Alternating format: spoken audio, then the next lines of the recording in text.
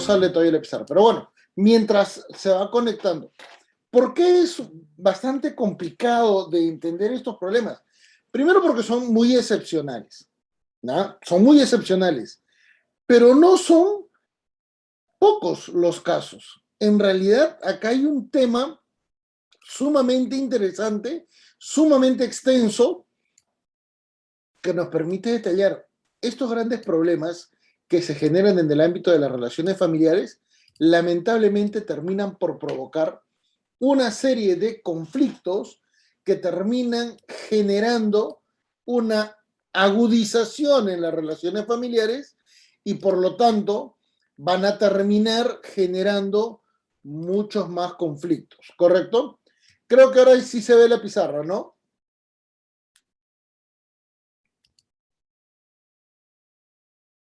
Reader, si me confirma, por favor. Sí, doctor, sí se ve. Perfecto.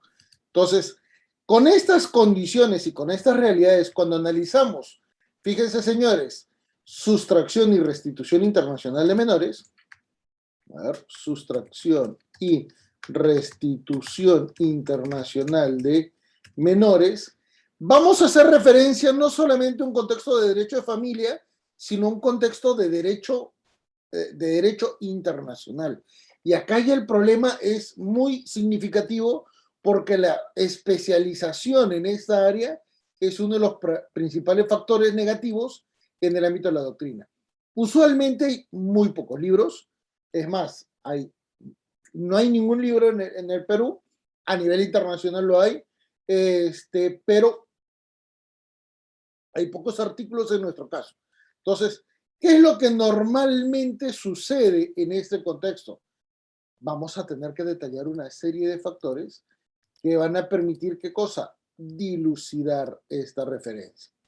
Y vamos a comenzar a detallar algunos de los elementos más significativos que terminan provocando, ¿qué cosa? Estos grandes inconvenientes que se registran en el ámbito de la crisis de las relaciones familiares, ¿correcto?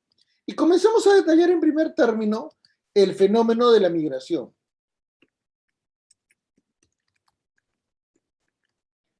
¿Por qué? Porque va a ser sumamente particular y está estrechamente vinculado ¿con qué?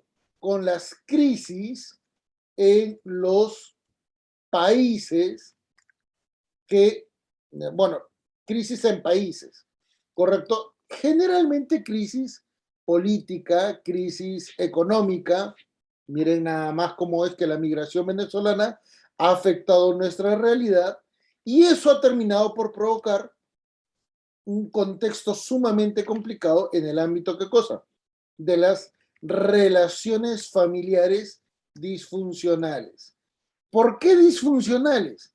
Porque fíjense que cuando ya se generan grandes conflictos en el ámbito de las relaciones familiares disfuncionales, la crisis y conflicto familiar en familias, escuchen bien, binacionales, interculturales, eventualmente, ¿qué cosa? Transnacionales, terminan por provocar una serie de elementos absolutamente, ¿qué cosa? Impensables y que terminan por generar intervenciones con apoyo de la Corte Suprema de cada uno de los países miembros, de los ciudadanos, de esta pareja o padres o eventualmente, y que nos termina por dar una impresión muy complicada. Frente a estas situaciones, se van a dar cuenta que la legislación que en esencia procuraría resolver estos problemas, ¿correcto? La legislación que procuraría resolver estos problemas no se da abasto y peor aún, se inaplica. Y soy responsable de inaplicar uno de estos elementos, en particular porque no solamente se ha participado a nivel procesal, sino también se han generado algunos aportes teóricos, ¿correcto? Y vamos a observar, vean por ejemplo que en el ámbito internacional tenemos a la Convención de Derechos del Niño, ¿correcto? Que va a ser del año 1989, ¿correcto? Y vamos a tener otra norma que va a ser bastante referencial y que es, ¿qué cosa? La Convención de la Haya sobre aspectos civiles de la sustracción internacional de menores. Correcto, Convención de la Haya de 1989. A ver, Convención de la Haya sobre sustracción de menores de 1980. Fíjense entonces estas dos normas que vienen del ámbito internacional, ¿correcto? En complemento con, ¿qué cosa? La Convención Americana y finalmente la Constitución de Perú y del otro país, ¿correcto? ¿Por qué? Porque estamos hablando de personas que tienen nacionalidades diferentes. En esta perspectiva, entonces, obsérvese que hay varios factores que te permiten evaluar y vamos a comenzar a indicar. Señores, el fenómeno de la migración es un fenómeno social, es un fenómeno inclusive positivo para la humanidad, ¿correcto? Es un fenómeno social, ¿qué cosa? Positivo para la humanidad. No hay que temer a los contextos de migración y lamentablemente, a pesar de la xenofobia, a pesar de los problemas que normalmente tenemos en este contexto, debemos tener en cuenta qué cosa, que en realidad la movilización social entre países, correcto, respecto de su población, evidentemente es positiva. Si nos limitamos solamente a aquellos factores negativos, estaríamos tomando en cuenta, ¿qué cosa? Un altísimo nivel de hipocresía, más aún cuando nosotros, a nivel individual, tenemos familia que ha migrado al extranjero para un mejor destino. Es más, en el primer gobierno de Alan García, migraron 4 millones de peruanos. Nosotros tuvimos una crisis económica mucho peor que la que generó Nicolás Maduro en Venezuela. Saquen la cuenta entonces, que de 4 millones de peruanos, literal nuestro país se transformó, ¿correcto? Perder a 4 millones en esa época de un total de 21 millones de peruanos fue dramático. Fueron 4 millones de personas en edad adulta, en edad de ser parte de la economía de nuestro país, de ser personas productivas, literalmente generar un caos social, ¿correcto? Y esto suele confundirse generalmente, ¿qué cosa? Con elementos, la, la vinculación con crisis sociales suele, ¿qué cosa? Confundir estos procesos. ¿Por qué? Porque cuando ocurren situaciones de crisis en los países, lamentablemente factores de naturaleza económica, factores económicos, factores políticos, factores eventualmente de desarrollo humano inciden en esencia para migrar. Entonces, la migración natural, por lo general, siempre procura, ¿qué cosa? Una mejor estabilidad para los migrantes. En cambio, cuando ocurre una situación de salida del país ante una condición negativa, eso se denomina, ¿qué cosa? Con otra condición. Se llama desplazamiento forzado. Y en la actualidad esto ya incluye las situaciones de crisis económico-política. ¿Correcto? La migración venezolana, que se llama diáspora, ya ha sido calificada como desplazamiento humano. Y eso equivale a decir que en el Perú, producto del terrorismo y la corrupción de Alan García, también tuvimos un desplazamiento forzado. ¿Correcto? Sí, doctor Donato Najarro, por favor, podría bajar la mano. Recién hemos empezado. ¿Sí? Entonces, ante estas condiciones, fíjese cómo es que estos problemas han incidido de una manera muy particular, ¿qué cosa? En el contexto de las relaciones familiares. El cambio, la influencia el nivel de desarrollo y afectación de algunas relaciones familiares ha sido tan dramático y tan grave que evidentemente las condiciones vinculadas a las relaciones familiares se han generado disfuncionales. ¿Por qué? Porque en este contexto no estamos hablando de una situación negativa en el ámbito de la migración, porque ahí no hay problemas, ¿correcto?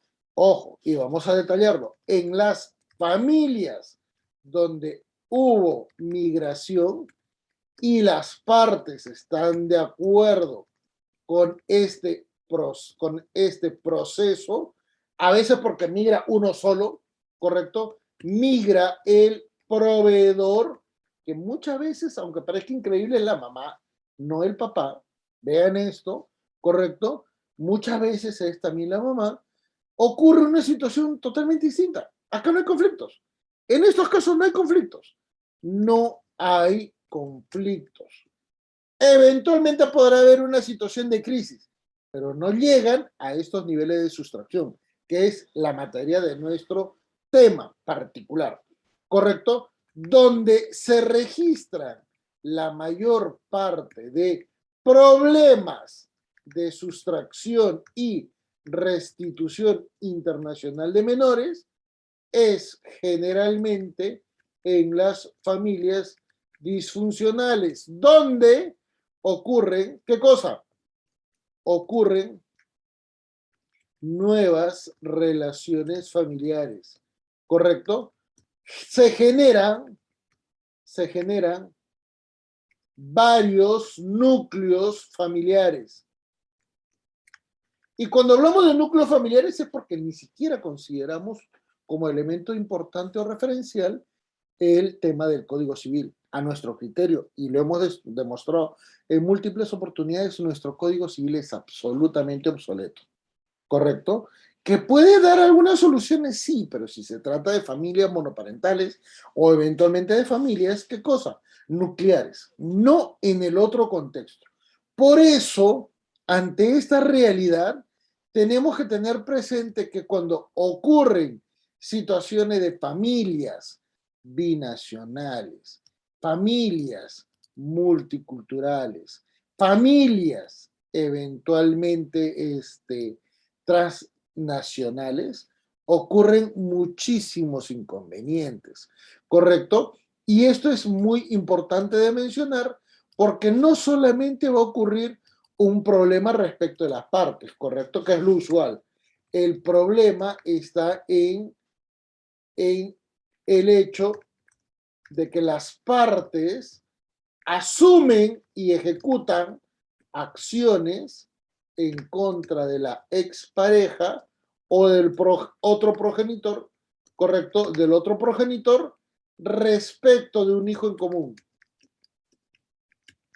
que es muy común, que es muy referencial, que es constante, correcto. Esto es totalmente distinto a aquellas situaciones en las cuales, lamentablemente, ¿qué cosa?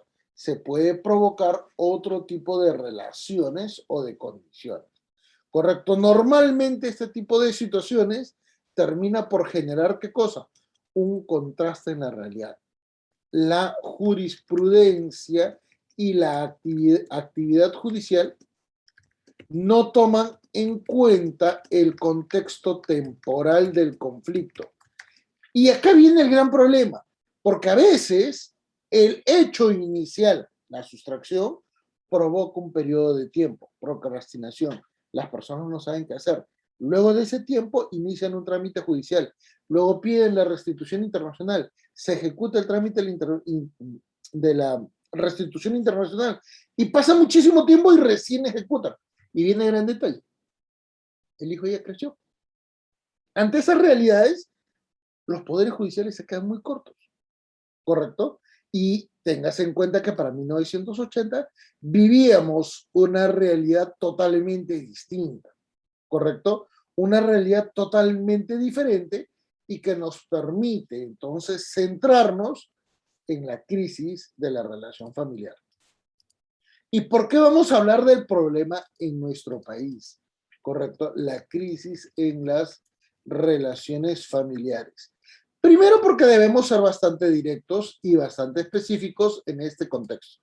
Señores, ya no podemos hablar de familias.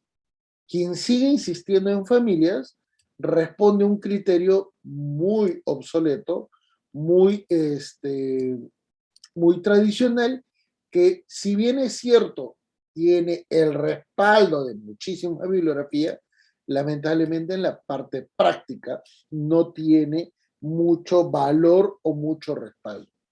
En primer lugar, por tres situaciones muy particulares, correcto, y que vamos a comenzar a detallarlas.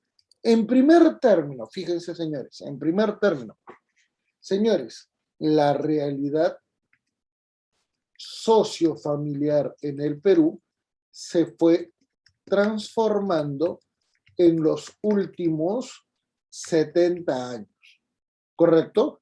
Todo ha cambiado en los últimos 70 años y de modo muy grave, ¿correcto? Pero fíjense, la sociedad peruana asumió grandes procesos de transformación social, económica, política e inclusive, ¿qué cosa? Moral, cultural. ¿Correcto? Y no es poca cosa. Miren, señores, 1950, 1970, señores, se generó ¿qué cosa? El proceso migratorio de los Andes a las zonas urbanas. Quienes conocen Trujillo, quienes conocen Chiclayo, quienes conocen Chimbote, quienes conocen Lima, al menos en las periferias, lo que antes se denominaba conos y ahora se llama Lima Norte, Lima Sur, Lima Este, son justamente estos elementos marginales en ese momento. Nunca hubo una planificación urbana, nunca hubo la vinculación con un aspecto productivo y que pueda incluir a esta población que había mirado. Muchos siempre me preguntan, ¿pero por qué es importante algo que no tiene nada que ver con el factor internacional? Si no entiendes por qué te enfermaste, ¿cómo planteas curarte? Así de simple. ¿Por qué es importante detallar esto, señores? A raíz de la Segunda Guerra Mundial, el Perú por primera vez se convirtió en un país. No, doctor, somos un país milenario, 1821 y todo lo demás. No, mentira. A partir de la Segunda Guerra Mundial recién somos conscientes de ser un país. Si no me creen, revisen la historia constitucional de nuestro país y se van a dar cuenta que recién con Odría percibimos la idea de una gestión pública totalmente diferente entre municipios y gobierno nacional. Antes, los gobiernos nacionales parecían un municipio, el municipio destacado de Lima. No había diferencia, ¿correcto? A partir de hoy día ya hay una estructura, una administración. Es el rezago de la República Aristocrática que, bueno, felizmente coincidió con una época de bonanza económica porque el Perú se volvió exportador de materia prima a raíz de la Segunda Guerra Mundial. Por eso que el Perú ha tenido mucho desarrollo en ese contexto. Por eso que también Perú tenía muy buen armamento en 1941 en la guerra con Ecuador, ¿correcto? ¿Y eso qué terminó por provocar? Mano de obra en las zonas urbanas, mano de obra en zonas de puerto. Por eso es que las zonas costeras se desarrollaron, y no Cusco y no Arequipa, ¿correcto? Por eso es que vinieron de zonas andinas, por eso es que Odría implementó los colegios, grandes unidades y todo el sistema educativo productivo. Para quienes han sido nuestros abuelitos, los abuelitos han estudiado en esta época y tenían qué cosa, uniforme caqui, uniforme y tenían una mentalidad de qué cosa, de que del colegio salían técnicos. Y así fue, arreglaban motores, hacían carpintería, etcétera, porque estaban entrenados para producir. El Perú era capitalista, ¿correcto? Y tenía buen desarrollo económico. El gran inconveniente fue 1969, vino la reforma agraria. Evidentemente con todo el proceso de Juan Velasco Alvarado y que provocó, ¿qué cosa? La crisis del estado de bienestar. ¿Qué significa el estado de bienestar? Es el estado populista, el que termina gastando más de lo que eventualmente recibe o percibe por impuestos. A partir de estos momentos comenzamos a tener una serie de problemas. Muy a pesar de que Velasco Alvarado era de línea ideológica capitalista, el no recibir apoyo de Estados Unidos para recuperar Arica lo hizo comunista. Así de simple. Igual que Fidel Castro. ¿Correcto? Pero ¿qué pasó en 1980 al año 2000? Señores, tuvimos terrorismo. ¿Y qué pasó entre 1986 y 1990? Tuvimos la corrupción aprista con Alan García, correcto, que terminó por destrozar al país. Y eso es lo que terminó por provocar, ¿qué cosa? Un proceso de migración de 4 millones de peruanos. ¿Correcto? 4 millones de peruanos. Es la misma cantidad de población que ha migrado Venezuela en los últimos años, ¿correcto? Miren esos paralelos. Si el Perú migró con 21 millones de habitantes, en total 4, y que era su mano productiva, a nivel de Venezuela normalmente han migrado los jóvenes. Ese es otro factor. Y los jóvenes no son potencialmente, ¿qué cosa? Mano productiva, son mano de trabajo mucho más pesado, no técnico. Nosotros sí migramos profesionales, ¿correcto? ¿Qué pasó en 1990 hasta el año 2000?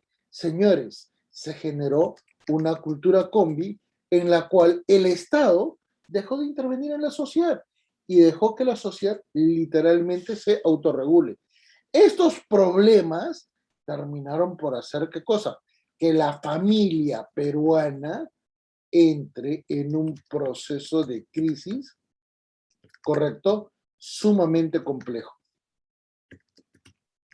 Y por eso, en el segundo nivel, es que vamos a detallar el modo en el cual estas situaciones se fueron generando, ¿correcto? La familia en el Perú había sido tutelada en la Constitución de 1920, 1933, 1979 y 1993. Algo que no debería generar mayor nivel de controversia ni ningún tipo de sorpresa, porque evidentemente esto es absolutamente real, ¿correcto? Pero recuérdese, la legislación civil detalla dos características básicas. La primera de ellas, solo se tutela a la familia matrimonial, ¿correcto? Solo se tutela a la familia matrimonial. Y B, solo se protegen a las instituciones, no a las personas. Ese es un defecto sustancial en el ámbito de las legislaciones, no solamente de Perú, de toda América Latina. ¿Correcto? Y es más, el Código Civil de 1984 entró en vigencia con una condición disfuncional. ¿Saben cuál fue? Fíjense, señores, el terrorismo ya tenía un nivel de incidencia en nuestra realidad.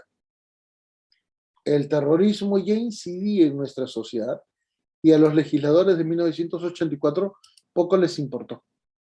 Sencillamente no les importó. Y por eso es que el Código Civil no asume las situaciones de crisis, ¿correcto?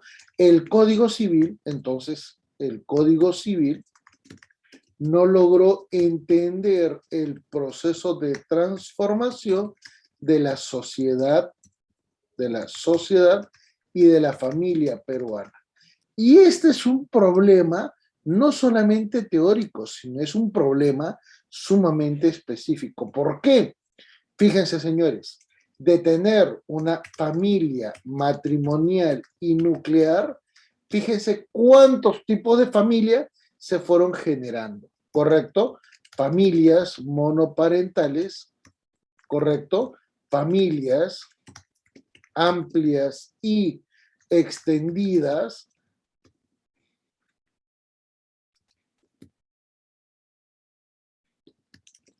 familias ensambladas, familias eventualmente, ¿qué cosa? bajo una condición muy particular. ¿Cuáles? Familias que se denomina, ¿qué cosa? Aves sin nido. Esto es matrimonios en la tercera edad que ya no quieren tener hijos. ¿Por qué? Porque se encuentran en una situación totalmente diferente a la que pueden tener, ¿qué cosa? Parejas, ¿correcto? Vienen otras condiciones, familias conformadas por jóvenes que no mantienen una condición convivencial. Se comenzó a dejar de lado esa idea, esa tesis de que hijos matrimonio, ¿correcto? La sociedad peruana comenzó a generar, ¿qué cosa? Más convivencias que matrimonios, ¿correcto?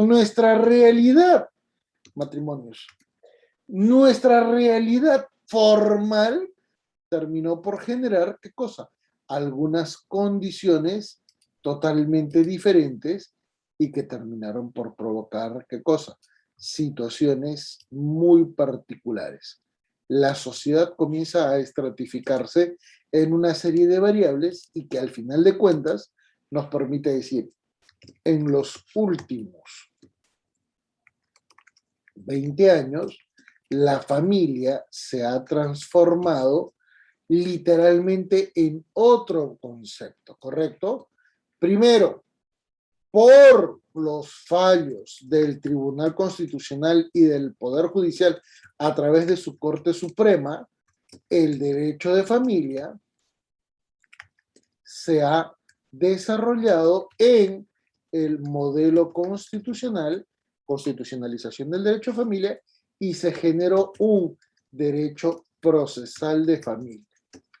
Correcto, quien les está hablando es el que ha generado ambas tendencias y que hoy son bastante reconocidos, no solamente en el ámbito de las actividades de IDAPRIS, las pueden reconocer en todos lados.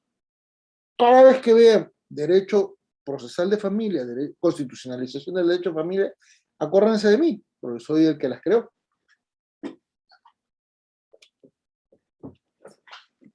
Año 2008, derecho procesal de familia, y en el año 2011, la constitucionalización del derecho de familia.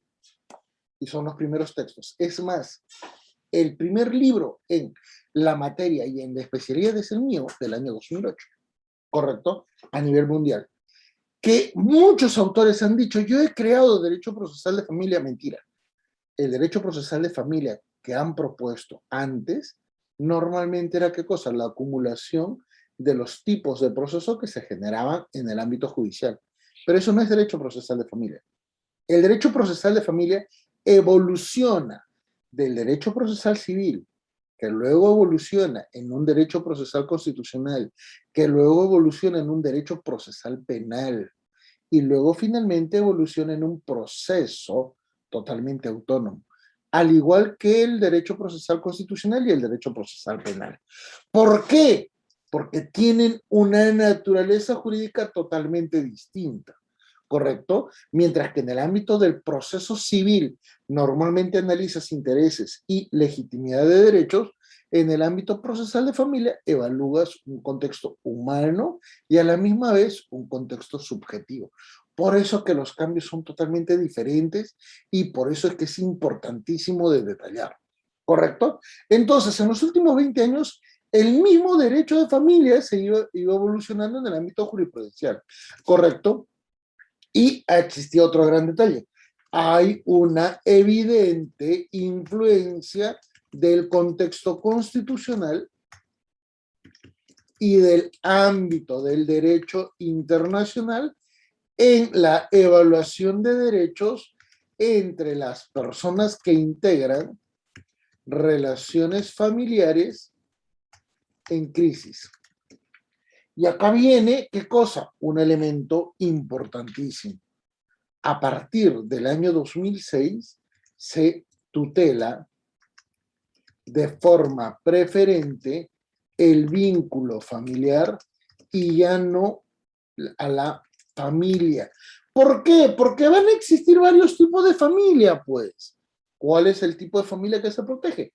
Es más, el propio Tribunal Constitucional en el presente año detalló que por el tema de la identificación del apellido como primero o secundario, en el ámbito de la identificación, resultaba qué cosa, intrascendente en un contexto constitucional porque finalmente eran las partes las que podían decidir ante, ¿qué cosa? La omisión de la legislación civil. Ante esas realidades, entonces, cambia el contexto de referencia del vínculo familiar y comienzan entonces a protegerse nuevos tipos de familia, ¿correcto? Se genera la necesidad de tutelar nuevas condiciones familiares. Y son esas nuevas condiciones familiares las que van a generar nuestra categoría de evaluación en el presente curso. ¿Correcto? ¿Y qué es lo que va a pasar? Vamos a detallar nuevas categorías de relaciones familiares que van a requerir, ¿qué cosa? Un nivel de tutela, ¿correcto? Acá entonces tenemos que hacer un especial énfasis en estas referencias que evidentemente nos van a permitir, ¿qué cosa? Detallar lo que ahora sí será, ¿qué cosa? El análisis de la sustracción internacional de menores y evidentemente con su tratamiento en el ámbito penal, en el ámbito familiar, en el ámbito civil y también en el ámbito constitucional. ¿Correcto? ¿Qué nuevas categorías van a comenzar a surgir? En primer término, como esto ya proviene de crisis familiares, recuérdese que vamos a comenzar a tener nuevos ámbitos. La primera de ellas, ¿cuál va a ser? Va a ser la familia, fíjense señores, ensamblada, ¿correcto? ¿Y quién es una familia ensamblada? Señores, las familias ensambladas son usualmente, ¿qué cosa? Las que son conformadas por dos personas adultas con hijos preexistentes de núcleos familiares originales. En otras palabras, si dos adultos quieren conformar una nueva relación familiar, no tienen ningún tipo de limitación ni ningún tipo de condición negativa porque finalmente forma parte de su discrecionalidad. Y esto ha sido evaluado en un famosísimo caso en la sentencia del Tribunal Constitucional, correcto, la 09332 2006, proceso de amparo Reinaldo Scholz. ¿Correcto?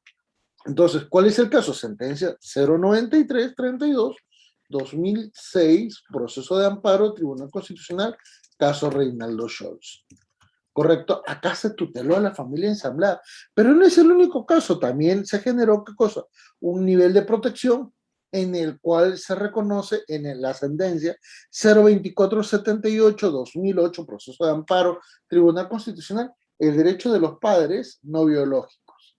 Entonces comenzamos a generar nuevas categorías muy importantes, muy referenciales y que evidentemente van a ayudar, ¿qué cosa? A este desarrollo sustantivo de nuestra especialidad. Pero a la misma vez vamos a comenzar a generar, ¿qué cosa? Familias divididas, perdón, primero las separadas, familias separadas. ¿Y quiénes son las familias separadas? La pareja matrimonial, convivencial, concubinaria, correcto, que matrimonio, convivencia y concubinato son totalmente distintos. El concubinato viene de la institución feudal que se llama barraganía, que es totalmente distinto a nuestro servinacui, que es el que provoca la convivencia. Si anteriormente algunos profesores les decían que son iguales, no es que conocen el origen de las instituciones familiares. Y eso es otro de nuestros defectos en el ámbito familiar. Se repite cual borrego, ¿qué cosa? Una teoría sin siquiera llegar a evaluar y analizar los antecedentes. ¿Correcto? ¿Cuáles son las familias separadas? La pareja reside en hogares diferentes, ya sea por razón de región, ya sea por cuestiones de país o ya sea por razones de continente. Pero un momento, la pareja no se ha disuelto. Y puede pasar, ¿qué cosa? Que estén separados 20 años, el señor viene de vacaciones y el matrimonio persiste, la convivencia persiste, pero eso genera siempre una sensación de que probablemente existan otro tipo de situaciones que no necesariamente sean muy positivas para estas condiciones. Por eso es que surgen las familias divididas, donde la pareja ya registra una condición formal de separación, pero no necesariamente de divorcio. ¿Qué significa esto? Ya no se ven, no se llaman, no se comunican, la relación con los hijos se pierde, surge esta natural condición de distancia y que probablemente termina por provocar la inacción de algunas personas esperando una mejor condición personal o social. A veces esto termina por provocar pedidos de alimentos o eventualmente, ¿qué cosa? Situaciones de carácter internacional para poder, ¿qué cosa? Atender alguna referencia, pero normalmente las partes dejan de ejecutar acciones porque asumen una nueva condición familiar o en el país o en el extranjero. ¿Correcto? ¿Esto qué es lo que va a terminar por provocar? Las familias transnacionales. ¿Qué cosas son las familias transnacionales?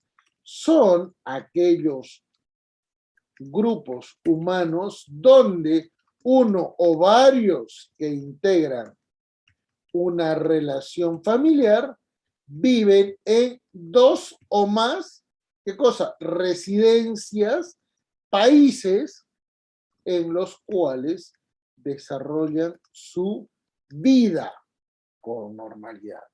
Ejemplo, de Perú, muchísima gente por la corrupción aprista migró a Argentina, a Chile. Migró a Estados Unidos, migró a Europa, ¿correcto? Eventualmente iba uno, no todos, porque además era peligroso. Recuérdense que en esas épocas recién nos pusieron visa, ¿correcto? Y nos limitaron en los temas de movilidad internacional. Por eso, cuando el papá migró, ¿correcto? Estamos hablando del 90 máximo, migró al año 2010, ya hay, ¿qué cosa? 20 años de separación. 20 años de separación. ¿Ustedes creen que permaneció solo en el extranjero? Y aparece de repente con su segunda esposa y probablemente el hijo también ya creció y bueno, no tiene inconvenientes con el hijo, pero sí con la expareja. En ese tipo de situaciones, acá pueden observar que hay una situación de un peruano que migra al extranjero, que de repente adquiere la nacionalidad en el extranjero, pero ya tiene otra condición familiar. Es lo que han hecho los venezolanos en nuestro país. Cuando han llegado han comenzado a casarse. ¿Para qué cosa? No solamente para ocultar la condición de residencia y la condición de nacionalidad, sino que también para acceder a otro tipo de derechos, ¿correcto? Pero ¿qué es lo que ha provocado esa situación con respecto de lo que tenían en Venezuela? Justamente familias transnacionales, donde en la misma familia pueden haber dos o tres o cuatro o cinco, ¿qué cosas? Situaciones familiares, ¿correcto? Porque viven en un país totalmente distinto. Por ejemplo, en el caso de Keiko Fujimori. Su esposo es ciudadano norteamericano. Él es, ¿qué cosa? El típico ejemplo de una familia transnacional. Mamá peruana, bueno, pareja peruana, el señor norteamericano ya nacionalizado peruano, correcto, hasta ahorita no aprende a hablar el castellano correctamente y fíjense que esa es la típica familia transnacional. Otro ejemplo, Alejandro Toledo con Elian Carpo. De ahí se dan cuenta. Otro ejemplo, ¿recuerdan a la esposa de PPK? Norteamericana. Entonces, esas son familias transnacionales, ¿correcto? Pero acá viene un gran detalle. Esas familias transnacionales pueden provocar, ¿qué cosa? Otros tipos de categorías de familias. ¿Cuáles son? Las familias binacionales. Acá tienen una característica muy particular. Las familias binacionales hace qué cosa? La pareja de progenitores.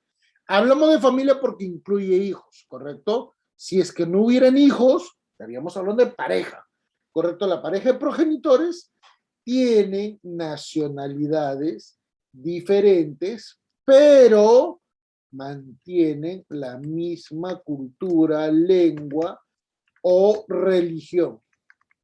Por ejemplo, migra a España un peruano, se conoce con una colombiana en España y fundan una nueva familia. Esa es una típica familia binacional que además reside en el extranjero, ¿correcto? Es igual que una familia transnacional, pero el gran detalle está que uno está en el Perú. Esa es la diferencia. Las familias binacionales pueden estar en cualquier parte del mundo, ¿correcto? Pero esto se va a diferenciar ¿con qué? Con otra subcategoría, que son las familias multiculturales. Y acá me podrán decir, son las familias que tienen, ¿qué cosa? Culturas distintas. No necesariamente. La pareja de progenitores, correcto, la pareja de progenitores tienen diferentes condiciones totalmente opuestas.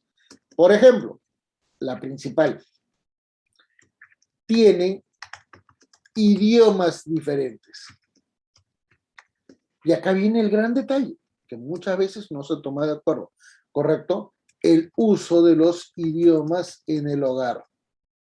Y por regla general, los latinos suelen conservar su cultura, pero son forzados ¿a qué cosa? A trasladar su modo de vida hacia el patrón hacia el patrón cultural del país que emigraron.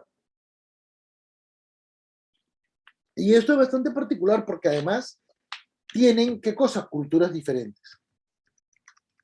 Tienen culturas diferentes. Y la cultura es totalmente muy distinta a lo que se puede entender como modos de vida. No, señores. La cultura es tan diferente que, por ejemplo, la valoración de la ley, el modo de relacionarse con otras personas en la comunidad o el mismo concepto de bien común son totalmente distintos. Si ustedes no me creen, pregúntenle al compañero o a la persona más cercana en su hogar donde estaba escuchando esta conferencia, pregúntenle, ¿qué significa para ti bien común? Y se van a dar cuenta que todo el mundo va a pensar distinto. El bien común que debería ser entendido desde una perspectiva constitucional como beneficio para todos, no suele ser entendido para todo tipo de contextos. ¿Correcto? Tienen, ¿qué cosa? Religiones diferentes. Uno puede ser, ¿qué cosa? Católico, y el otro puede ser, ¿qué cosa? Musulmán. Pero acá, por regla general, ¿qué es lo que ocurre?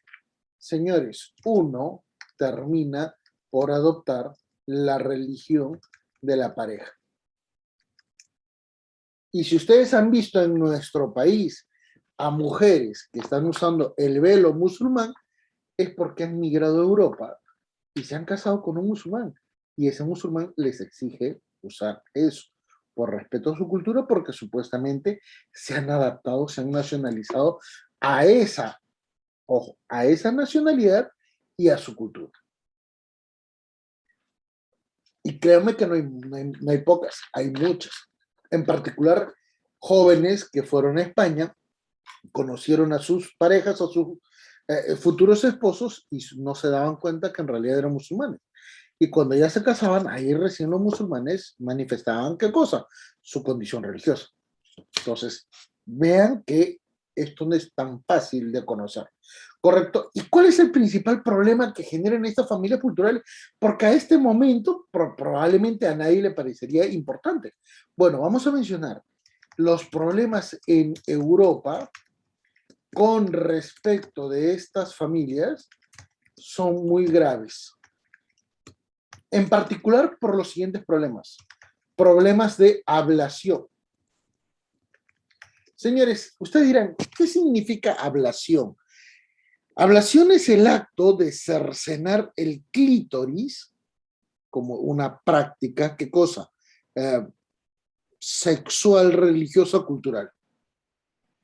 ¿Correcto? Entonces, normalmente este acto de cercenación del clítoris se hace antes de que la mujer menstrue. Y ese es un acto totalmente prohibido pero que ha provocado sentencias de cortes supremas en Inglaterra, en Alemania, en Italia, en Francia, pero que no pueden controlar porque quienes ejecutan ese tipo de actos son los musulmanes, ¿correcto? Peor aún, las familias musulmanas africanas, que tienen otra categoría de cultura. Siguiendo la línea de los preceptos de Mahoma, pueden generar este tipo de situaciones. Y dos, señores, problemas en el ámbito de la cercenación del prepucio, que es conocido como, se me fue el nombre judío, circuncisión.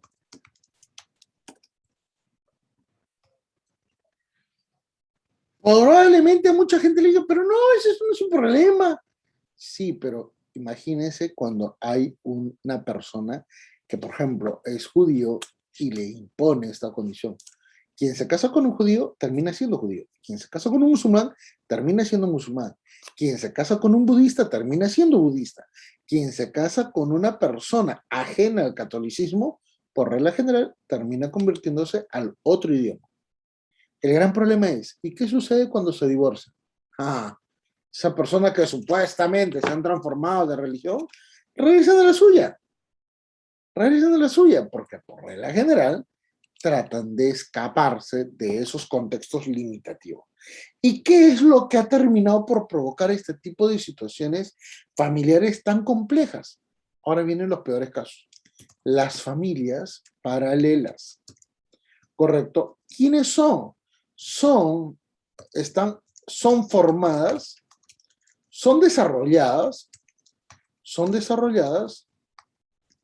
por una persona con una condición matrimonial o convivencial que en otro país, o porque estamos hablando de esa realidad o región, porque puede ser en el país, ¿qué cosa? Genera otra relación con otra pareja, quien no conoce de esta situación, ¿correcto?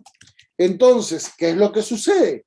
Por regla general, como no sabe lo que está pasando, llega el momento de la viudez y supuestamente está velando a la pareja y se aparece la cónyuge.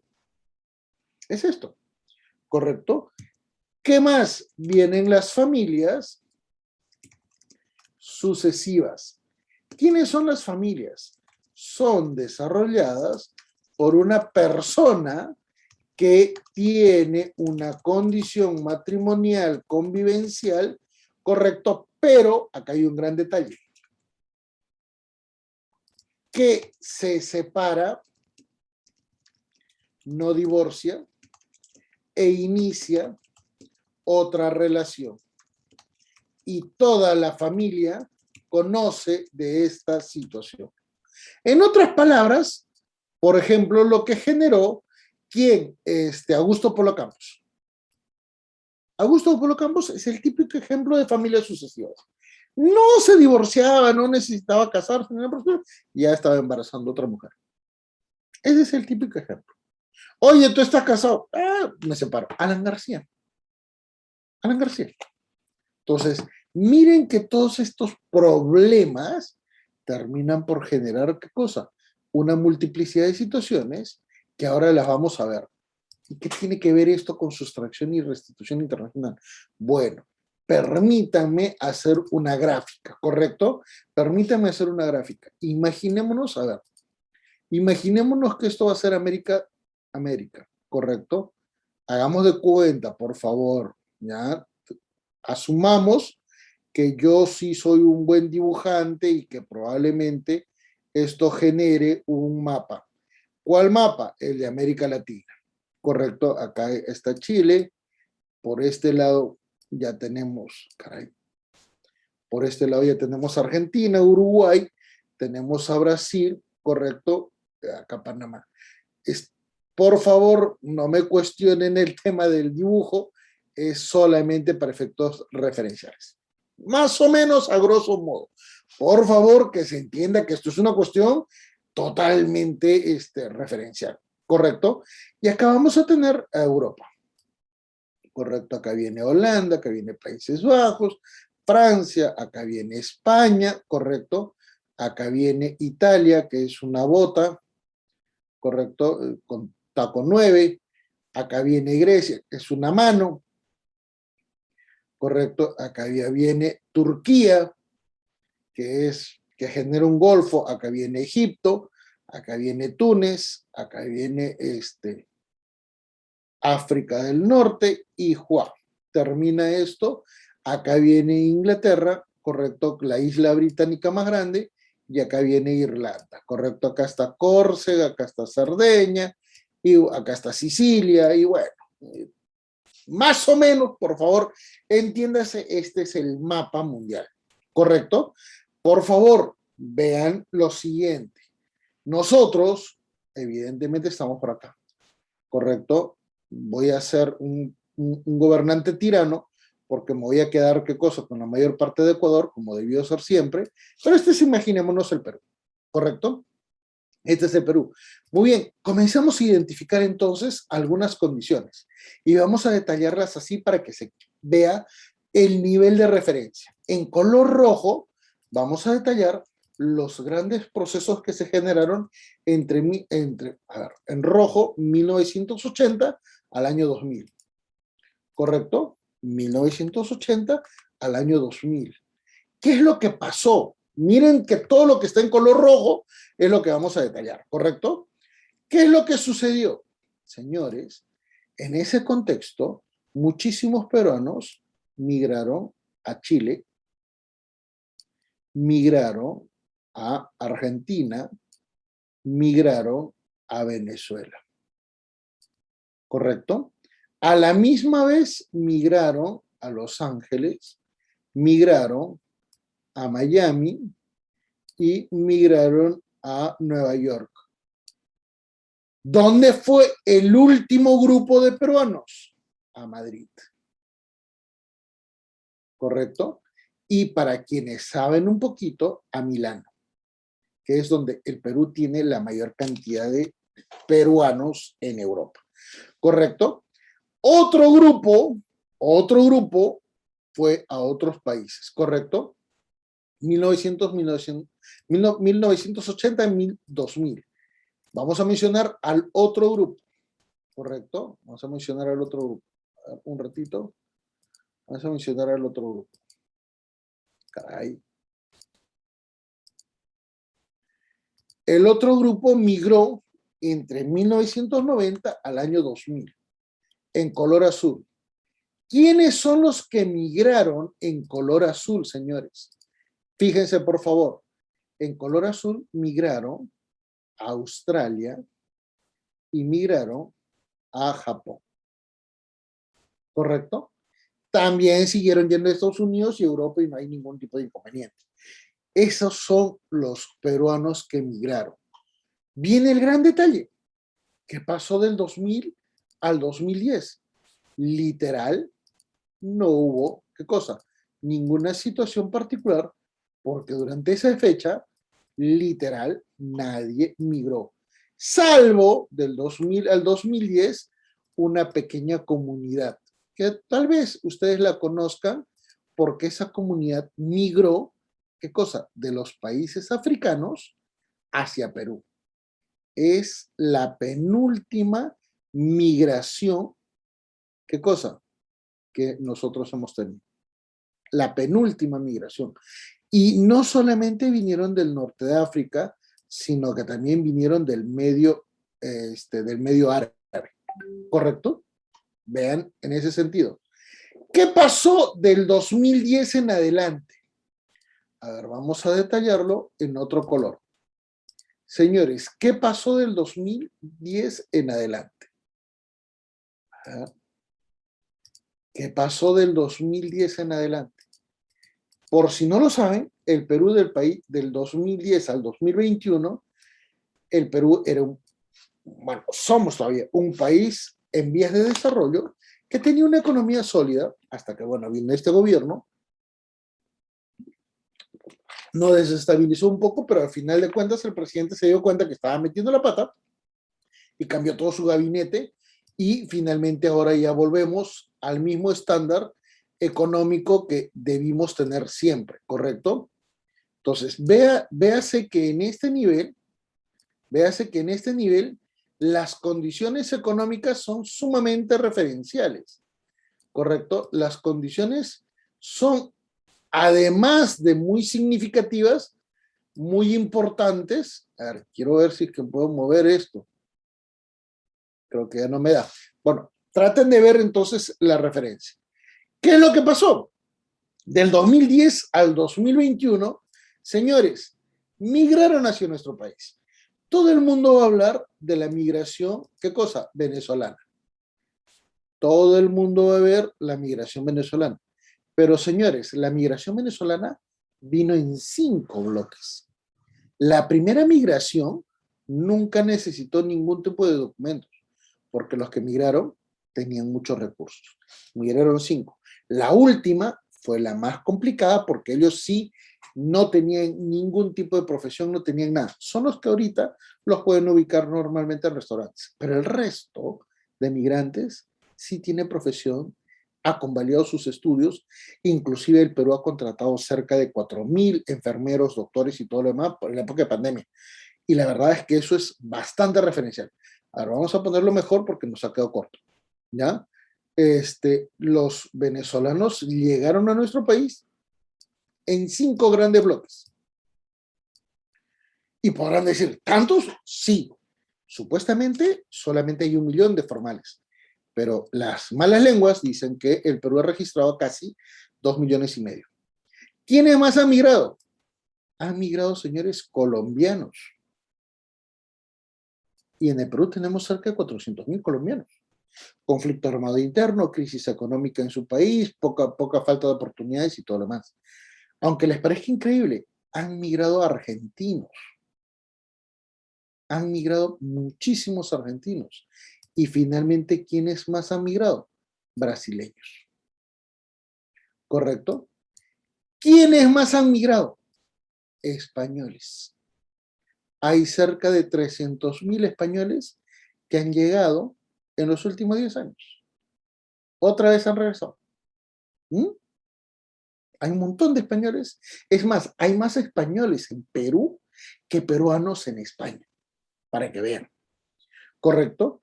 Son los grandes problemas que se han generado y que nos permiten decir, ah, caray, ¿qué significa esto? Bueno, pues acá tenemos 2 líneas de evaluación, ¿correcto? 2 líneas de evaluación. Uno de ellos se llama migración y el otro se llama emigración. Migración, emigración. ¿Correcto? ¿Y qué tiene que ver esto con el contexto de familia? Adivinen. Miren cuánta gente se ha movilizado. ¿Ustedes creen que en este tipo de situaciones las familias han quedado tal cual era antes? No, pues. Las sociedades se han transformado desde los años 80 del siglo pasado, ¿correcto? Del siglo XX. Y viene acá un gran detalle. Si las sociedades han cambiado, ¿por qué las familias no han cambiado? ¿Las familias no cambiaron?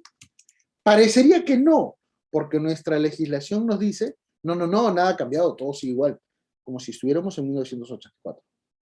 A esas situaciones vamos a hablar en otro nivel de referencia cuando comenzamos a ver qué cosa, que surge otro gran problema.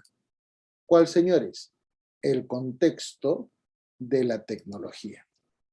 La tecnología se ha desarrollado mucho en los últimos años. ¿Qué es lo que ha provocado esa nueva tecnología? Señores, esa nueva tecnología ha provocado ¿qué cosa? Que el mundo sea más pequeño, ¿correcto? Y al hacerse más pequeño el mundo, ¿qué es lo que ha provocado? Que las interacciones sean mucho más altas, ¿correcto? Con lo cual, evidentemente, los conflictos familiares se han generado mucho más extendidamente. Ante esta realidad, viene entonces la gran pregunta, ¿y qué ha pasado? Bueno, se han generado nuevos tipos de situaciones familiares, ¿correcto?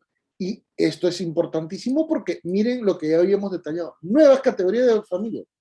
Otras nuevas categorías de familias, ¿correcto? Vamos a mencionarla por acá. Otras nuevas categorías de relaciones familiares. ¿Correcto? Y fíjense cómo es de importante esta referencia que comenzamos entonces a decir, caray, si no he podido aceptar lo primero, ¿cómo voy a aceptar lo otro? Y ahí viene nuestro gran elemento de evaluación. Pues. Si para usted, como una persona, está ya considerando que esto es sumamente amplio, imagínese por qué entonces los jueces o por qué la legislación a través de los legisladores no han comenzado a generar algún tipo de referencia que permita considerar otro nuevo tipo de categorías. Sencillamente no les ha importado. Esa es la verdad. Entonces comenzamos a ver que van a existir nuevos tipos de situaciones familiares, ¿correcto? ¿Y qué es lo que va a pasar? Familias múltiples. ¿Por qué? Porque van a ser, ¿qué cosa? El conjunto de personas con un vínculo establecido por un familiar que termina por generar varios núcleos familiares sin problemas en el ámbito, ¿qué cosa? En el ámbito de las relaciones. Por ejemplo, señores, ya pues el papá se separó, ya vive 20 años en Italia, y el papá le dice al hijo, hijo, el Perú está hasta las patas, vente a vivir conmigo que vas a tener trabajo. El hijo se va, el hijo deja a la mamá, y la mamá se va a sentir mal, no, porque prefiere que el hijo se vaya. Muchísima gente peruana ha ido a Australia con esa sensación, con esa idea. En el Perú, de 1990 hasta el año 2010, migraron casi 400.000 enfermeras. 400.000 enfermeras, ¿correcto? Muchas de ellas eran casadas. Al final ya tienen otra pareja en Italia. Y no pasa nada porque la pareja en el Perú, la pareja en Italia, es consciente que se generan este tipo de situaciones.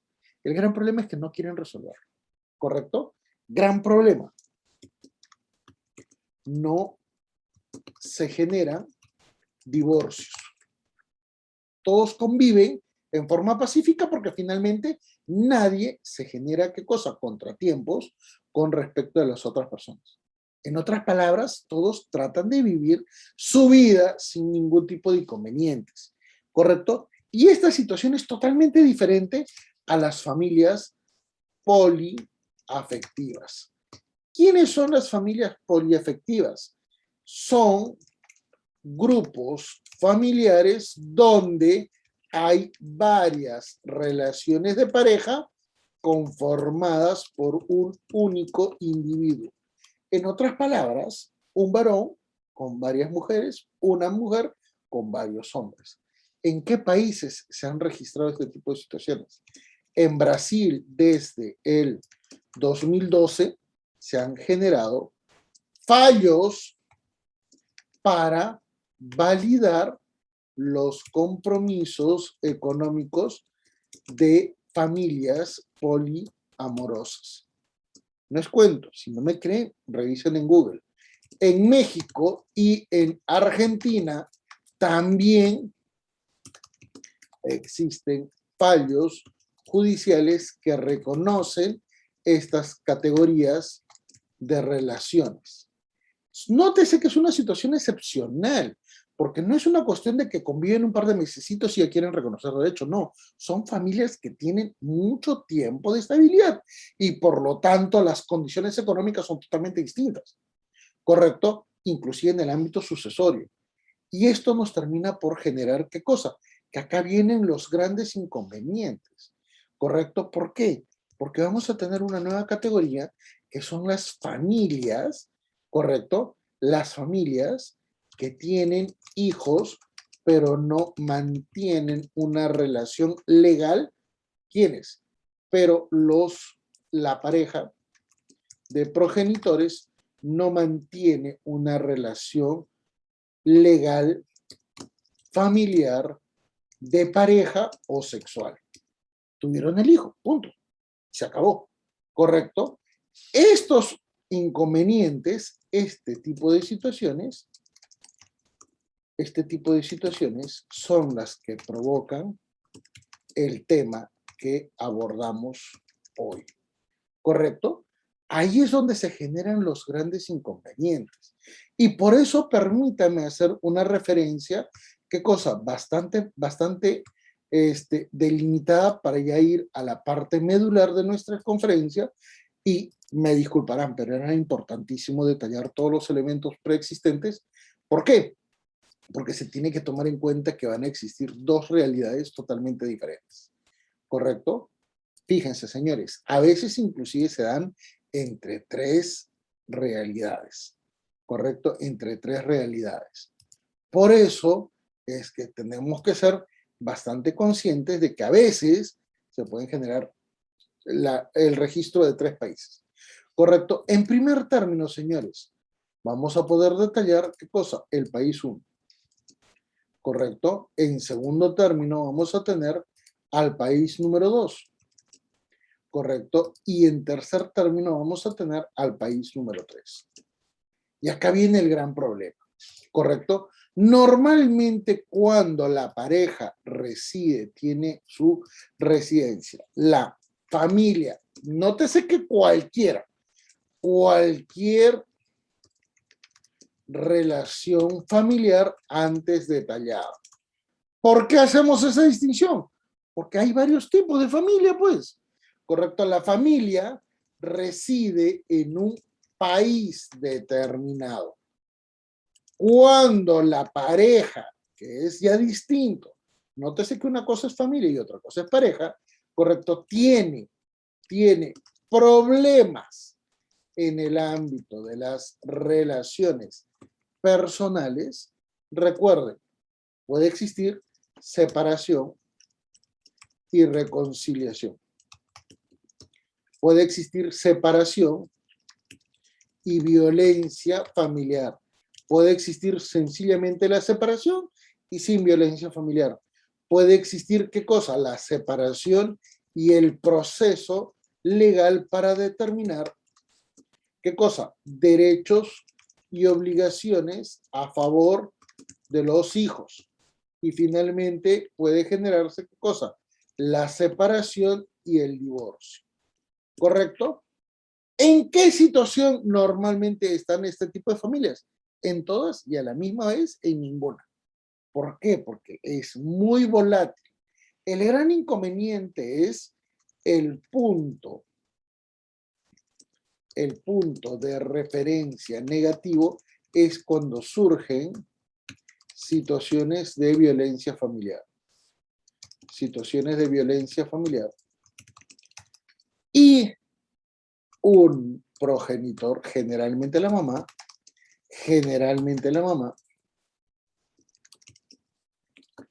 opta por migrar, movilizarse o trasladarse a otro país.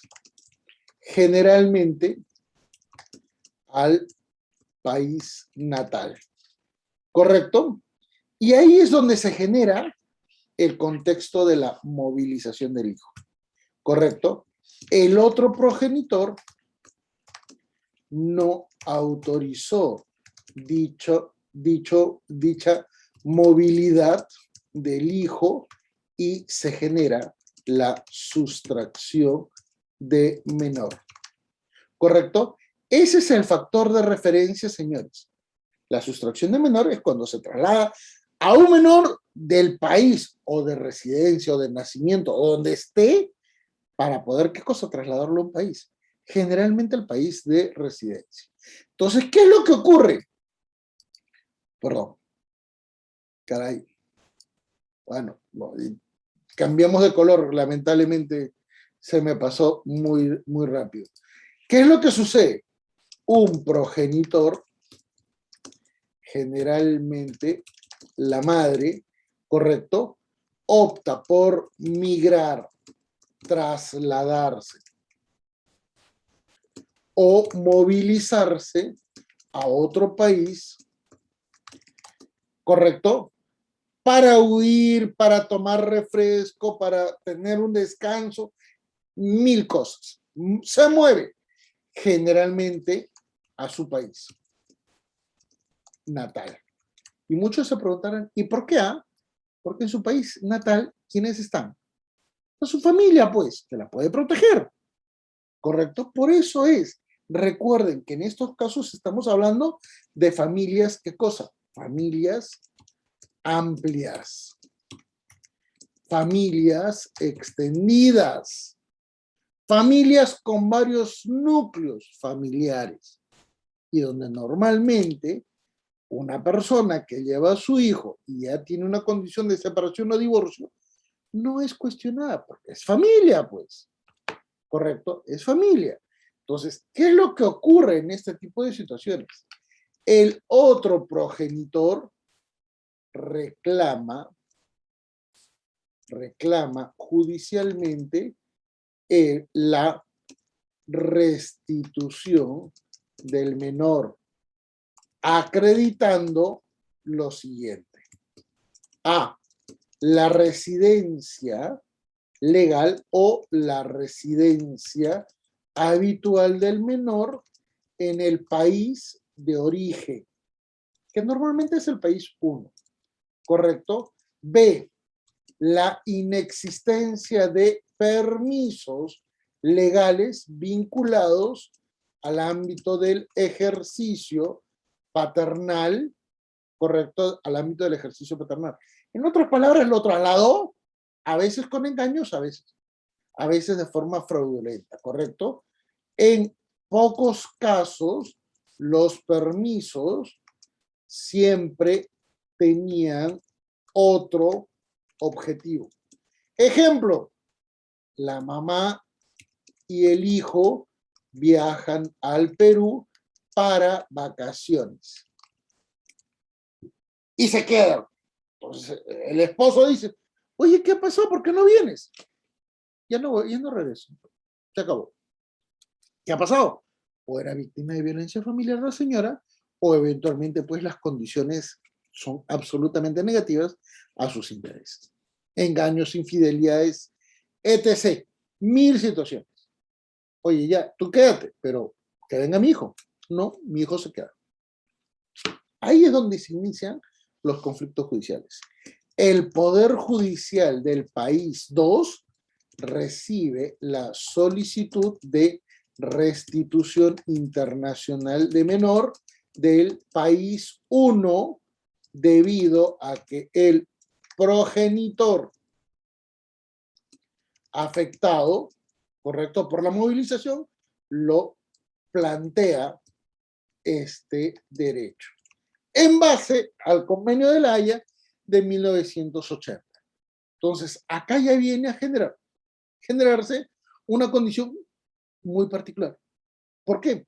Porque acá comenzamos a detallar que hay muchísimos elementos de variabilidad, porque finalmente comenzamos a registrar, ¿qué cosa? Que pueden agudizarse los problemas.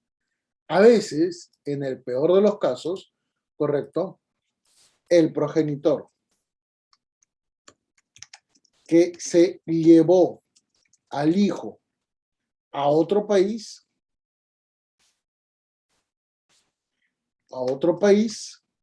lo moviliza a un tercer país, ¿correcto? Y es mucho más complicado. Mucho más complicado. Entonces, miren que en estos contextos, ¿qué es lo que va a decidir el juez de residencia? ¿Correcto? El juez de residencia, el juez del país 2 que, que recibe la solicitud deberá evaluar. Fíjense, señores, lo que evalúa no es poca cosa, lo que evalúa es muy complicado. En primer término, señores, el Convenio de La Haya sobre restitución internacional de menores detalla que a la solicitud se debe movilizar al menor del país 2 al país 1. En otras palabras, se tiene que tener en cuenta, ¿qué cosa? Que estamos ante una realidad procedimental. Se acreditó una situación negativa, bueno, pues devuélvase al menor. ¿Correcto? Devuélvase al menor. Entonces, acá estamos en una referencia muy particular. ¿Correcto? Pero recuérdese que en este sentido, el trámite no admite mucho margen de evaluación. Recuerden la ley que en este caso es un tratado internacional. Recuerden que es un tratado internacional, tiene las características de ser general, ¿correcto? De ser abstracto, de ser atemporal y ser vinculante, sin evaluar sus condiciones y características. ¿Correcto? Entonces, cuando viene a ejecutarse este tipo de referencias, el juez del país 2 está condicionado frente a una obligación internacional. ¿Correcto? Ese detalle, ese nivel de referencia nos permite entonces indicar un valor totalmente distinto. ¿Qué es lo que va a pasar en este tipo de situaciones? Fíjense, el juez del país 2 va a tener que tener, ¿qué cosa? Las cosas muy claras. O defiende la legalidad y por tanto aplica lo que dice la convención y lo que eventualmente ejecuta o plantea la parte que vive en el país 2 y que evidentemente ha sido afectado porque nadie lo va a cuestionar, ¿correcto? O tiene otra condición. Las opciones que desarrolla el juez del país 2 ante el requerimiento. Entonces podrán decir, pero ese juez no tiene margen de acción. Bueno, acá sí podemos evaluar algunas condiciones positivas. Correcto. 1. Podrá ejecutar ese juez un control de convencionalidad. ¿De qué cosa? De la solicitud de restitución. ¿Correcto? Sobre la solicitud de restitución internacional de menor. ¿Basándose en qué? Bueno, vamos a detallarlo. El primero de ellos, en la Convención Internacional de Derechos del Niño de 1989, se detalla que el interés superior del niño le permite a un juez evaluar su realidad para tomar una decisión. Correcto. B, en la Convención Americana de 1969, correcto, 68-69, se plantea en el artículo 8 de la Convención, ¿qué cosa? El derecho a un procedimiento eficaz en la tutela de derechos y en el caso de menores se debe tener especial cuidado con su entorno familiar.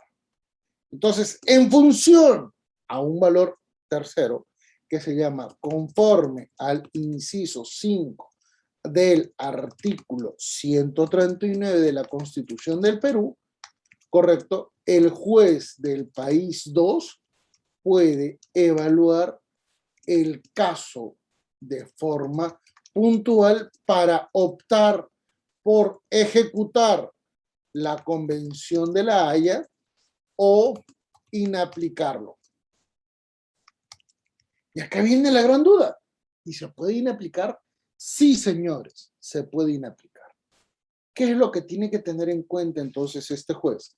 El juez del país 2 para inaplicar una fuente normativa internacional vinculante, tiene además que fundamentar, tiene que cosa, que generar una condición totalmente positiva.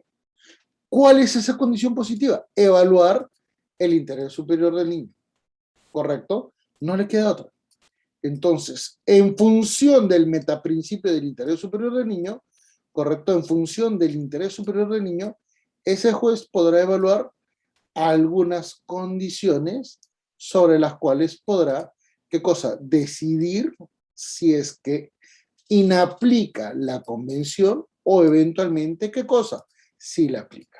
¿Correcto? Entonces, el juez, fundamentando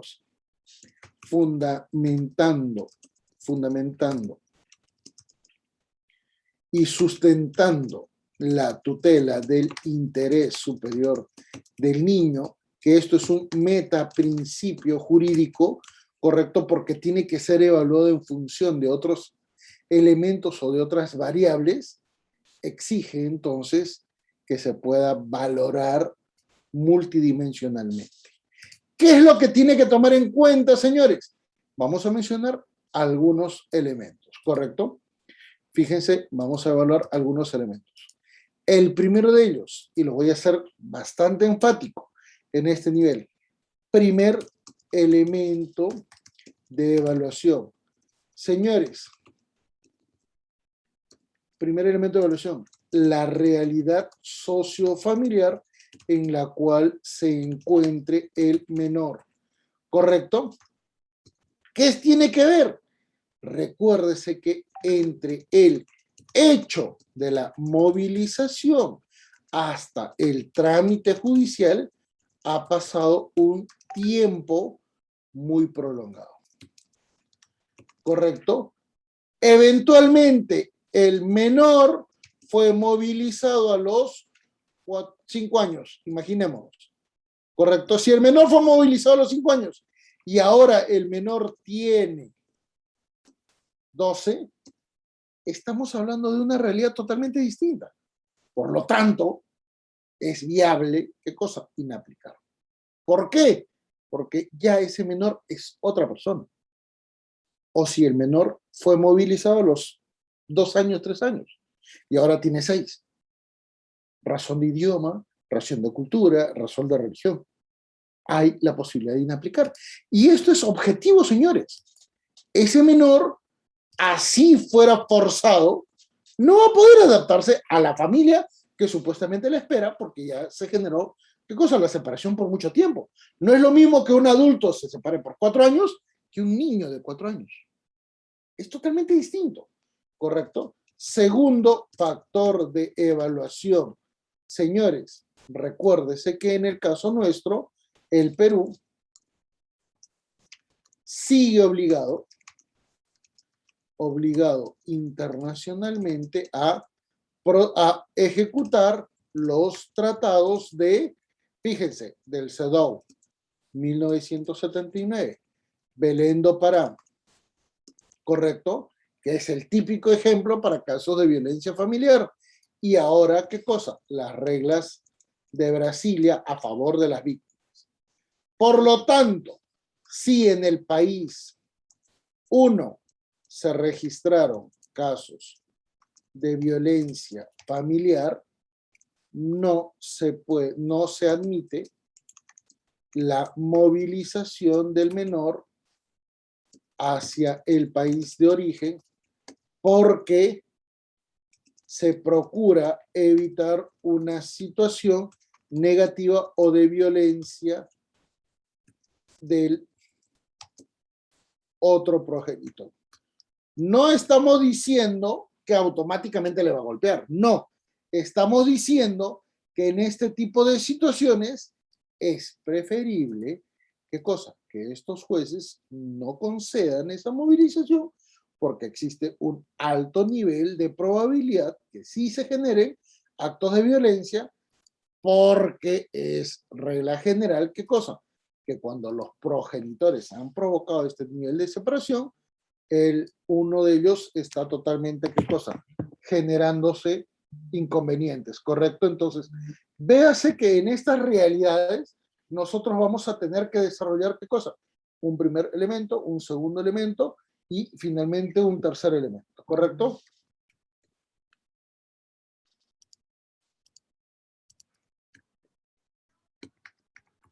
tercer elemento de evaluación. ¿Cuál va a ser ese factor de elementos, señores? La diligencia del progenitor que solicita la restitución. ¿Por qué? Porque deberá acreditar qué acciones positivas ha ejecutado a favor de su hijo mientras fue movilizado. Porque muchas veces estos contextos de violencia familiar limitan que el hijo sea favorecido. Normalmente los progenitores están matando y por eso es que no se toma en cuenta esto. A veces no pagan alimentos, a veces no pagan absolutamente nada y piden la restitución. Entonces eso también se tiene que tomar en cuenta. Correcto. Entonces la diligencia es del progenitor sobre su hijo. Y finalmente recuerden, señores, recuerden que en este tipo de situaciones deberá acreditar el daño en su propio país con respecto de la movilización. En otras palabras, si denunció desaparición, sustracción, movilización, evidentemente el tiempo obrará a su favor y probablemente el trámite judicial de un país hacia otro país sea mucho más rápido, con lo cual garantiza sus derechos. Pero recuérdese que esto no siempre se cumple. Entonces, con esos tres factores, ¿qué es lo que podemos decir? Que no necesariamente se cumple un tratado internacional, porque los otros tratados internacionales en interpretación sistemática te permiten decir, juez, no tienes que ser un robot, puedes evaluar el caso en particular y sobre esta base puedes generar un nivel de tutela mucho más efectivo, porque las familias están separadas. Ahora, ¿significa que el progenitor del país 1 perdió sus derechos? No. Significa sencillamente que la tenencia es totalmente distinta.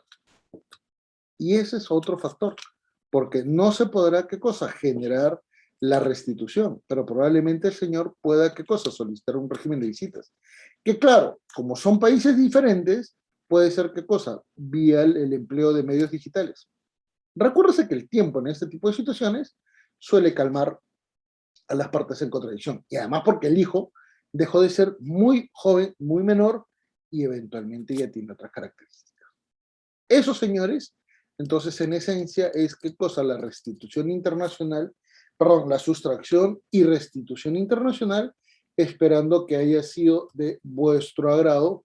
Voy tomándole el pantallazo a las diapositivas y eventualmente quedo a la atención de algunas preguntas. Muchísimas gracias.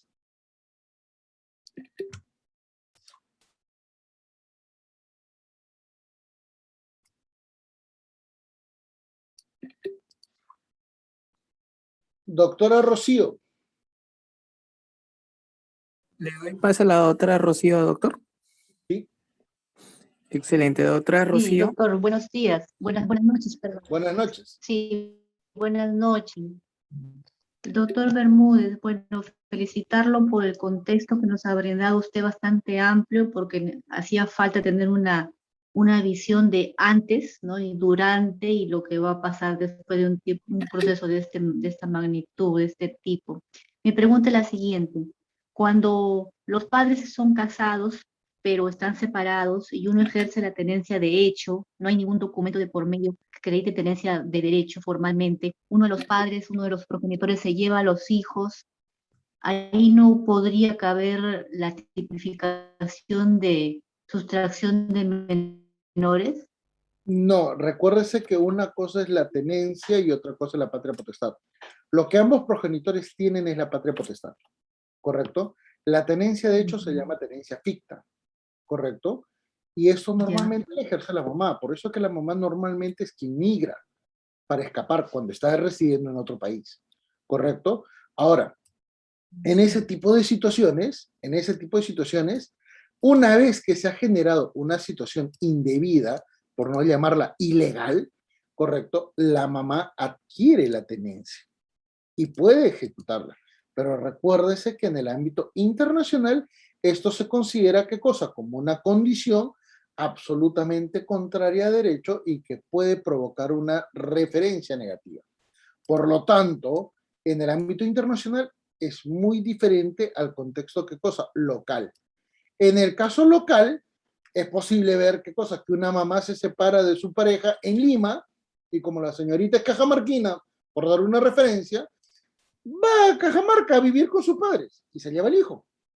Y aunque parezca increíble, si ustedes observan las movilizaciones en rutas de transporte terrestre, se van a dar cuenta que normalmente en ninguna garita detienen a una mamá o le solicitan qué cosa, los permisos de viaje, porque asumen que es una condición absolutamente natural. Pero si ven un papá movilizando un hijo, correcto, aún teniendo 17 años o 16 años, le hacen muchos problemas. Entonces ahí se dan cuenta cómo es que el contexto de la movilización de hijos adquiere condiciones totalmente diferentes, diferenciadas, y que a veces puede provocar muchísimos problemas, ¿qué cosa? Legales. Ahora, el hecho de tener la tenencia ficta, así haya sido indebida, te exige lo que pusimos en la última pizarra, el deber de diligencia del otro progenitor. Pero si el otro progenitor durante 2 años no hizo absolutamente nada, ¿correcto? Y luego plantea su restitución internacional, va a perder, porque le van a decir, señor, ¿qué hizo durante 2 años? Nada. Bueno, pues señor, usted ya automáticamente durante esos 2 años ha generado qué cosa, que la otra persona, la que se llevó a su hijo, tenga un mejor contacto con su hijo. Y por lo tanto esa relación no la puede quebrar, porque eso complica el desarrollo de su hijo también. ¿Correcto? Entonces, el propio señor terminó, ¿qué cosa? Perjudicándose por su inacción.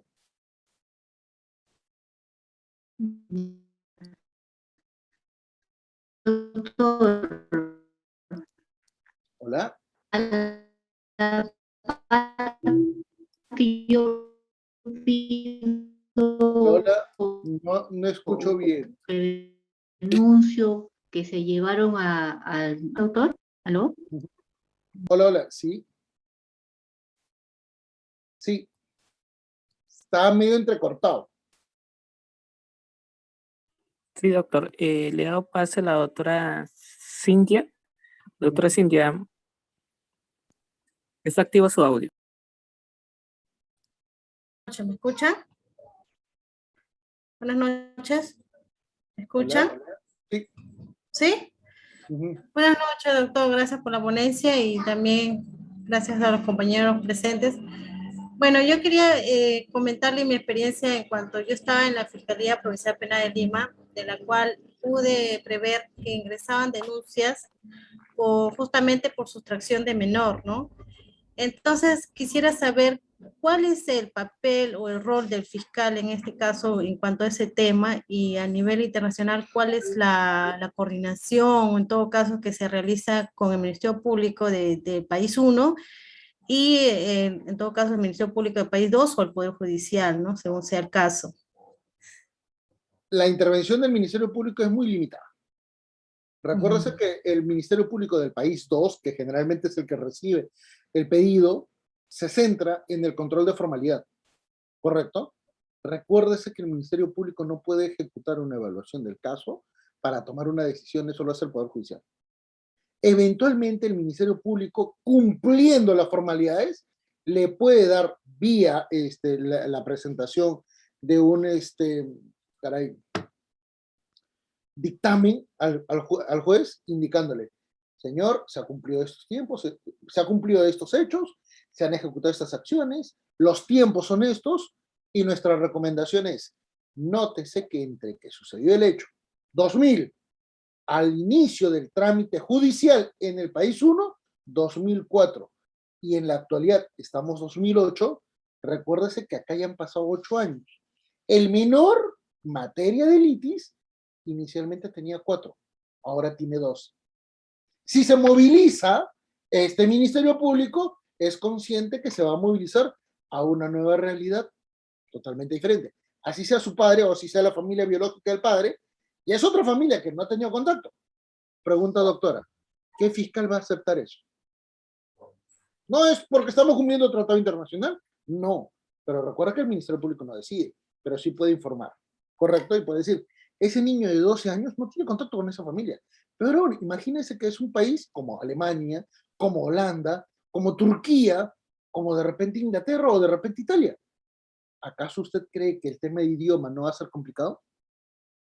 Ese niño, si es movilizado de Perú hacia allá, ¿qué va a hablar? Claro, no se puede desarrollar igual. Así es. ¿Dónde está el Y ese, interés? en todo caso, sería más conveniente presentar la solicitud de restitución a nivel judicial que a nivel fiscal, ¿no? A nivel del Ministerio Público, porque Sí. como dice, las funciones están limitadas, ¿no? Sí, porque además viene otro gran detalle, doctora. El gran problema es la mala asesoría legal en estos casos. ¿Correcto? Es muy complicada, porque normalmente se asume que esto tiene que ir con el Ministerio Público, y cuando en realidad debería ser un trámite casi, ¿qué cosa? Administrativo a nivel internacional. Pero el gran problema es que las familias, los países, no se dan cuenta que en el tiempo pueden cambiar de situación. ¿Correcto? Es más, le doy una referencia. Si pudiera apuntar, por favor, le voy diciendo. A ver, un ratito. Revísese la casación 4059-2013. Y ahí se van a dar cuenta que estamos hablando del caso justamente de una niña que vino de Alemania, ¿correcto? Y que, bueno, cuando niña era muy, muy infante. Y cuando se planteó la restitución internacional, ya la niña tenía 6 años. La niña no hablaba alemán, la niña no tenía contacto con la familia paterna, el papá se la quiso secuestrar en el Perú. Evidentemente la Corte Suprema dijo, no va a salir. ¿Por qué? Porque vas a incumplir un tratado internacional. No, señor, voy a aplicar control convencional de 2 convenciones. Convención de Derechos del Niño, Convención Americana. ¿Por qué? Porque si yo traslado a ese menor dándole la razón al papá, ¿correcto?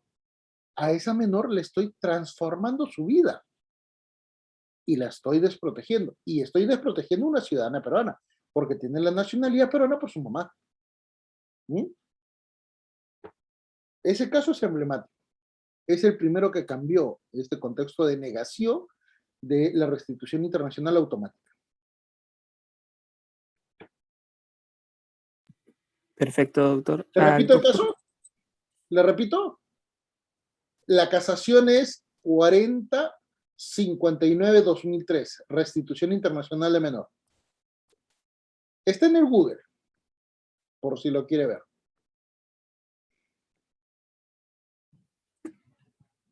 Sí, maestro. Le doy paso al doctor Jorge.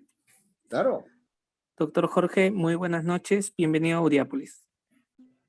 Buenas noches, doctor. Ante todo, felicitarlo por su excelente exposición. Quería hacerle una pregunta puntual. Mire, ¿cuánto tiempo se tiene que tener en cuenta desde el momento en que la menor o menores salieron del país? Y otro, ¿ante qué jurisdicción debe presentarse la demanda? Recuérdese, sí, a ver, hagamos de cuenta. Perú, progenitor 1. No hablemos de género. Perú, progenitor 1, ¿correcto? Progenitor 2, un país que sea distinto. Que sea distinto. A ver, Alemania. Por dar el caso de la casación, ¿correcto? La pareja de progenitores viven en Alemania.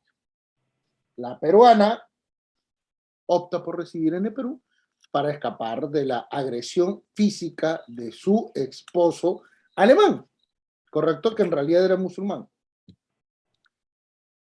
Cuando el trámite se inicia en el país Alemania.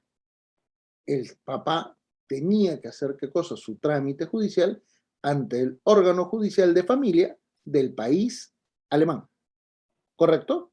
Ese país notificará a su Corte Suprema para que la Corte Suprema notifique a la Corte Suprema peruana la ejecución del Convenio de La Haya de 1980.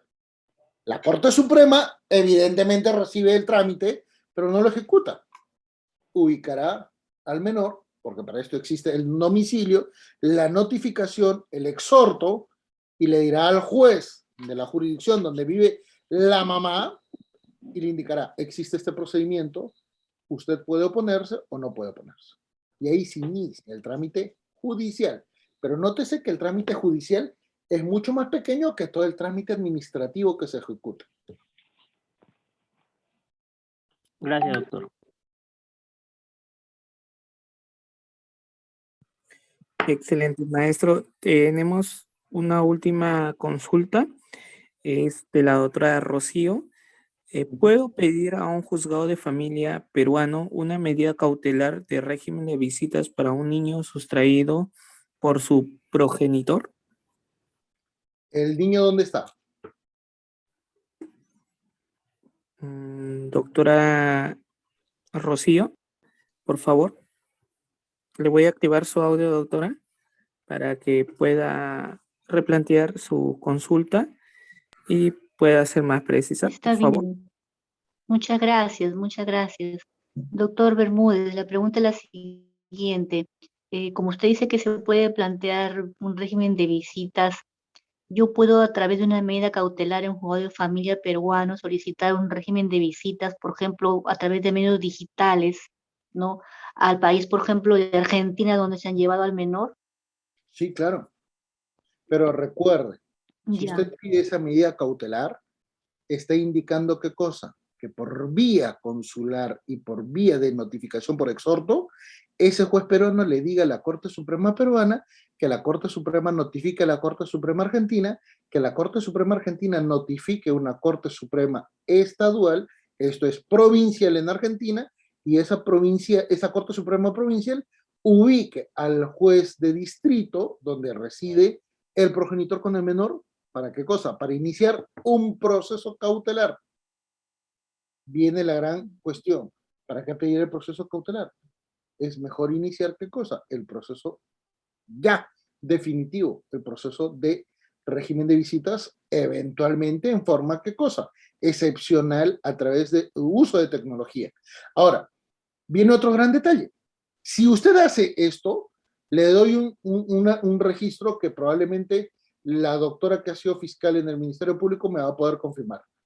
El trámite formal para hacer cualquier exhorto al extranjero toma entre 6 a 8 meses. Es muy lento y tiene que salir por valija diplomática. Y la valija diplomática solo sale los jueves, o sea, una vez por semana, con lo cual se demora mucho. Yo le sugeriría, contrate un abogado en la provincia, porque allá se llaman provincia, lo que en otro país federal sería estado, ¿qué cosa? Que ubique a la menor o al menor y ahí plantea vía representación procesal el régimen de visitas. ¿Por qué? Primero porque se evita al menos 2 años de trámite, en lo cual no va a haber absolutamente nada de movimiento, y permite una defensa mucho más eficaz porque en Argentina, como en el resto de América Latina, como en el Perú, los trámites de familia supuestamente son mucho más rápidos, son más céleres.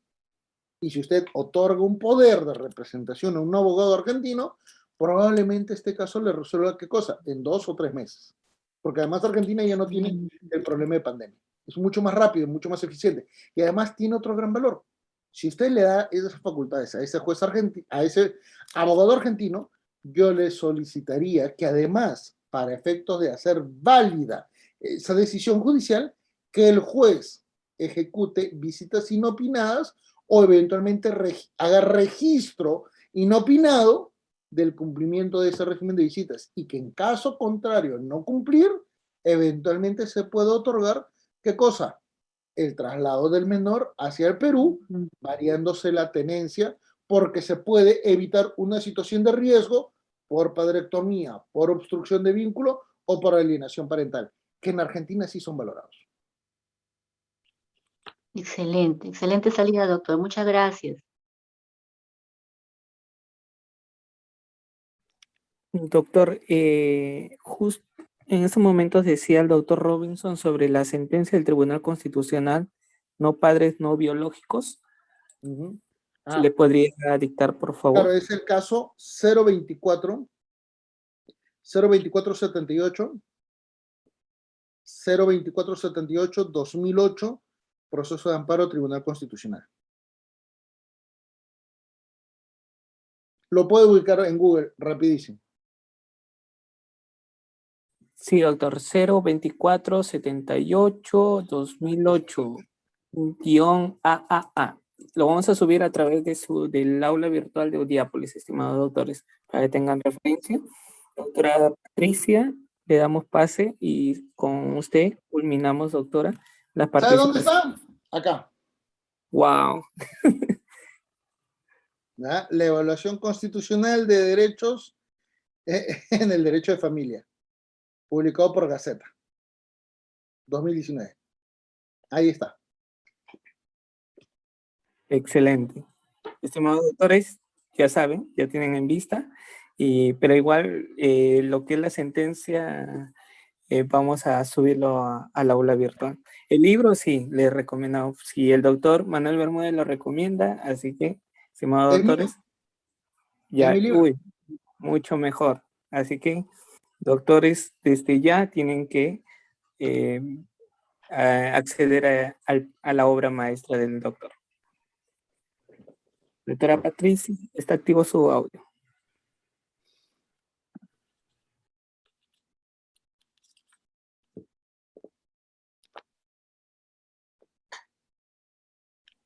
Sí, doctora, tiene activo su audio. ¿Levantó su mano?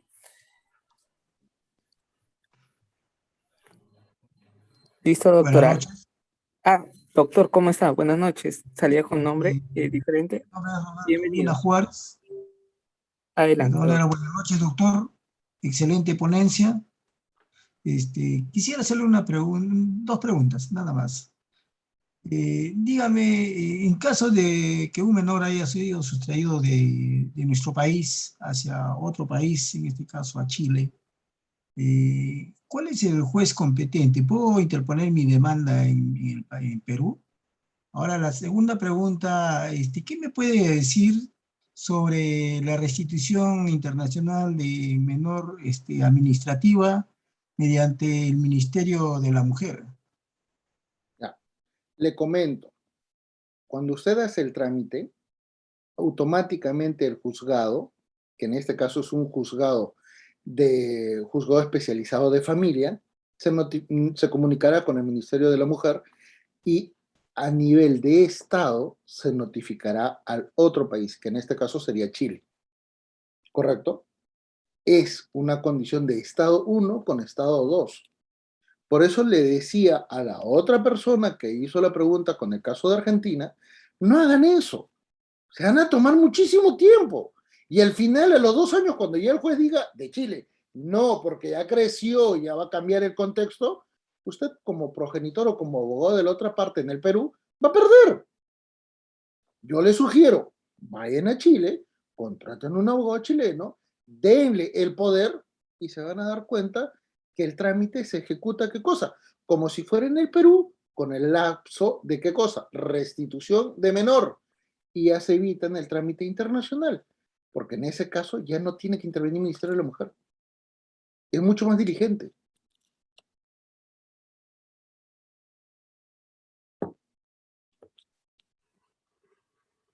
Excelente, maestro. Muchas gracias.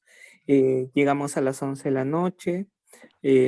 Nuevamente, Uriápolis, como siempre, lo recibe con los brazos abiertos. Es su casa. Siempre cuente con nosotros. Ya vamos a cumplir 5 meses con la bendición de Dios y pues seguimos con la misma senda, la humildad, responsabilidad y buen trabajo, doctor. Así que muchas gracias, que tenga un buen fin de semana, que Dios me lo bendiga. Cuídense mucho y espero que la clase haya sido útil.